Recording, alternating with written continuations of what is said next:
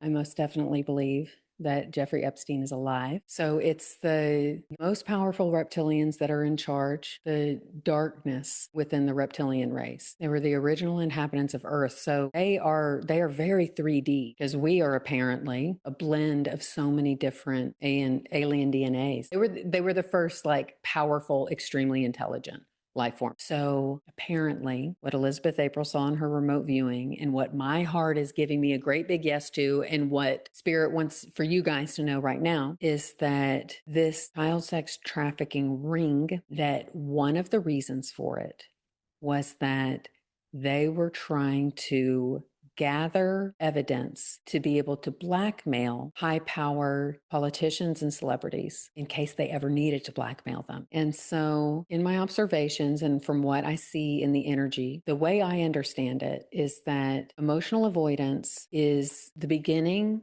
of the heart being closed. There's an armor that starts to form, an energetic armor, and eventually it becomes a physical armor over time. So it starts there. And then as it progresses and the heart becomes more guarded, then you start to see narcissistic personality tendencies in that person where they just have so little empathy, and they seem so concerned about themselves and their own emotions while not being concerned about other people. And then when that heart is just so blocked, like 360 degrees around that whole thing, completely blacked out, that is when a person becomes a sociopath. Almost all of us have blocks in the heart. So, what is significant about this? And so it is a weak minded person, and there is this shift in the energy that I've seen in people's energy fields, where that blocking of the heart, it creates this, it's almost like a vacuum. Like the heart is so starved. The heart is so starved of love that the narcissist becomes like a black hole.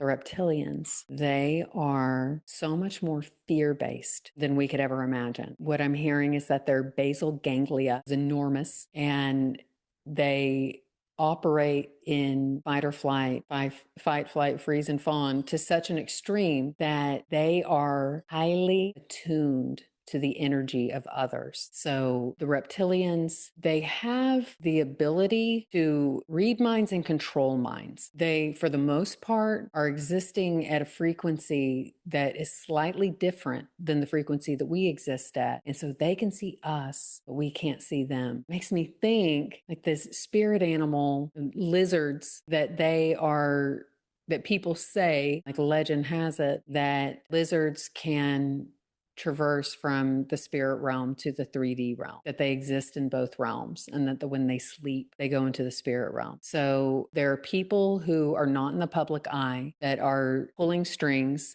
convincing people, threatening people, bringing people into these rings. And they're the ones who are making sure that all of this happens, but they answer to the reptilians. So I'm getting a confirmation that what David Icke talks about, where a reptilian will attach to a certain high powered human, is indeed how it works. So that human, their consciousness becomes part reptilian, part human. What I'm hearing is that Ghislaine Maxwell is one of those. He's not part reptilian, but what I'm hearing is that Ghislaine Maxwell is. And there's something about that makes me feel so weird. Okay, so as far as the cannibalism, it is the actual reptilians, the literal reptilians, that are the ones who are wanting this. And the people who have engaged in this cannibalism are part reptilian. They have been, it's like their bodies and minds have been taken over by a reptilian. So it's like they're both reptilian possession